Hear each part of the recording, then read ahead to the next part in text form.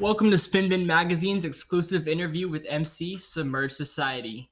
I'm your host Ian Delia, and today we will dive deep into the meaning and inspiration behind their release, Get 'Em.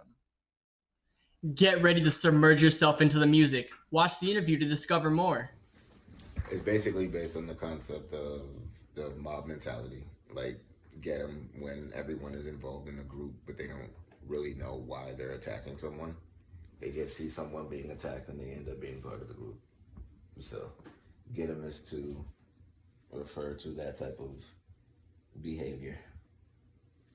And the phrase itself is popular, but I got it from a TV show I used to watch with my son called Gravity Falls, from a character on there.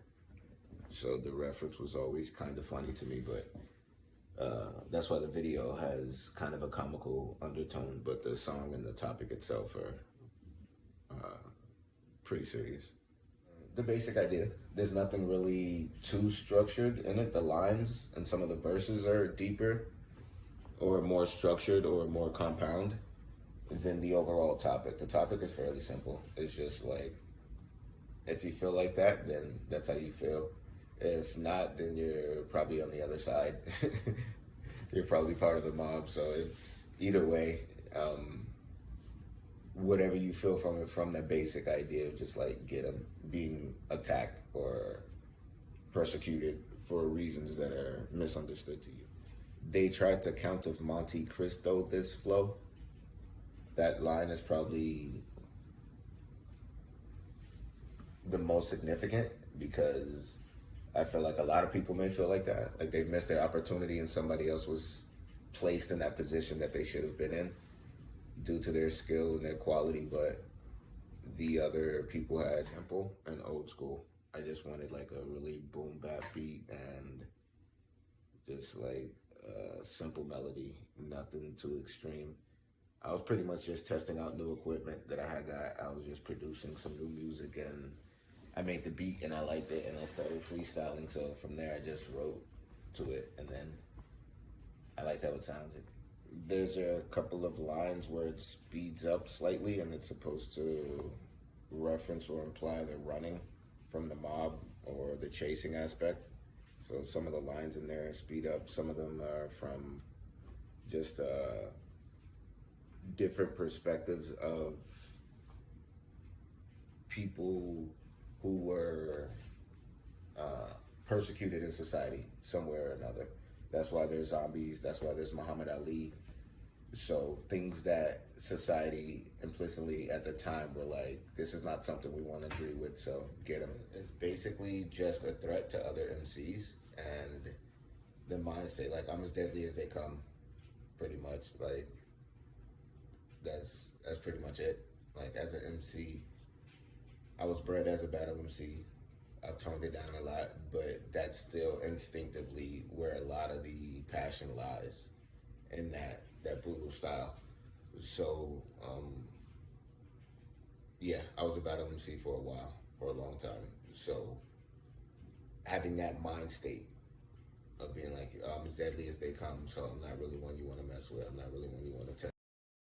Ali and Frazier had a couple beefs where Ali lost, but eventually he came back as the champion. So from that defeat, he rose again. So a lot of that's why I'm saying my lead, because it doesn't show that I'm invincible. I'm just deadly. I'm just nasty. But other things life may beat you up, work may beat you up. So yourself, ideas. So coming back from that and becoming champion through all of the constant attacks that he was going through socially too. So that's basically what that means, is that, yeah, even through all of that, still comes perseverance and victory. So, and then you're obsolete. That's just another battle phrase. Like a lot of these people, they're just obsolete. They don't really have a point. They're just there. They're just fixtures. They're just to take up the scene. So they're not really creating anything different. That's just another battle line to MCs. So they're obsolete like a pager receiving 4G data. Like they're just out of the loop. As an MC, a lot of the stuff that I write, I tell my friend a lot of time, I live in the future. So a lot of the concepts that I write are not necessarily concepts that are present. They're concepts that are I'm waiting to see come to fruition, and not necessarily in a dark way, but just through the trends of how the world behaves, things flow in a current, and you can somehow see that current. So I want it to be said before that wave comes. So if anyone has a boat, they can leave. The line before that explains why I say that, and then I write the shit that hits homes, or I write the shit that hits home. Basically, just powerful stuff that tries to relate to each individual through a general scale, almost like water. Like water could have a bunch of people in it. Each person is going to feel that water differently and do something differently in that water, but they're still within the water. So I try to make the music like the water, so everyone in it can have a different experience from what they're feeling from the same water. So I write the shit that hits home, and then I say I'm an eviction notice because an eviction notice physically hits homes. When you write up an eviction notice, it actually physically hits a home. So get your kid's coat and explain why it's coat, meaning that once you got evicted, it happened so rapidly that you weren't able to get anything. So you're outside in the cold trying to explain to your kid why they have no jacket, why things are worse now, why you're homeless. So that line is supposed to explain what it's like when it hits home. Like that's a reality that many people have to face. Yeah, that's basically just making something technical out of something childish. Uh,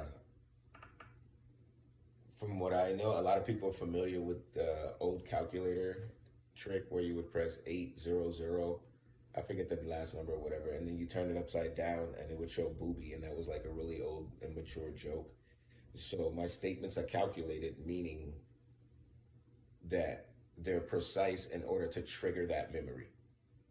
So the next line that comes is to trigger that memory. So I've calculated exactly what words and what ideas I should use to trigger that memory. And by using the word calculator in the first phrase, my statements are calculated, inverted to turn it upside down and see some booby. So even if you, it's just like a little fun test that you can do. So get a calculator, type it, turn it upside down. My statements are calculated, inverted, and see some booby. So it was just making a really complex, a really simple idea into something more complex.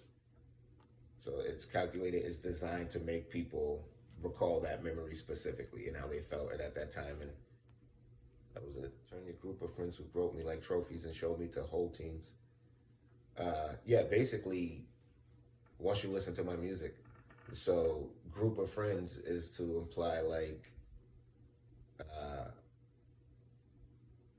what do you call it? Like on the internet, when you have a group of friends, or on your phone, you have a group of friends. So when you spread that information, or when you spread my song, it automatically turns your group of friends into groupies. And so they all want to grope me like teams in a celebration when everyone's reaching for a trophy. So it's supposed to give the imagery of all these women reaching up, trying to grab me like the trophy, like a golden statue that they're all reaching for. So that's what that line means. So as soon as they hear it, they become groupies immediately. And that I was creating a new power from my sadness. So when happiness died, that gave me motivation to do something different. Instead of going along with that death, rising from it and using that motivation to become divine and move on. So then I'm creating a path because of my divinity. I'm creating a path so bright and luminescence or illuminating that it blinds brighter than stars, and stars are sun. So it basically shines brighter than stars. There's no comparison to my radiance. I'm scaring the sun. So that whole line is supposed to represent the light, the path of light, from reaching a state of divinity, regardless of what that state is. Physical, spiritual, just reaching another level beyond where I am now and creating something brighter, a path that people can follow, that I can follow, clearly, more clearly. So that path is so bright that it outshines stars. And since the sun is a star, I say,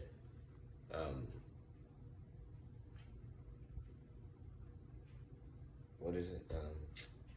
How that? Oh yeah. No, there's no comparison to my radiance. I'm scaring the sun. I'm giving the moon a promotion to take care of everyone. Because my light was so radiant, I stole the light. So now the moon has to reflect off of me, because the sunlight no longer compares to my light. So now the moon has to reflect off of me and take care of everyone and project its light over that. And I just always liked the moon. So it's exactly what it says. It's pretty simple. Like, I'm kind of an ass. A lot of places that I go, I project an image or whatever people see as an ass, simply because it's very stern and I don't like to take a lot of bullshit. And when you offer people shit, they always deny it, and then once they deny it, they look at you as they think that you're better than them. If you see someone bleeding and you offer them a bandage, they find it offensive. So almost everywhere I go, I'm attacked for simply offering people things that are advancements to the human condition based off of a multitude of information. It's not my ideas, like eating right, exercising, training, focusing, elevating. These are not my concepts. These are concepts that I try to use, and then I try to generate. I just don't do it in a flowery, fluffy way like a lot of people may hear it. So my way is a lot more stern, and people take offense to that, even though most of that information, not even most, the majority or all of that information is to help people accept. If I am here, you can pretty much guarantee that there's a mob and they all want to bury me. If I am here, you can pretty much guarantee that there's a mob and they all want to bury me.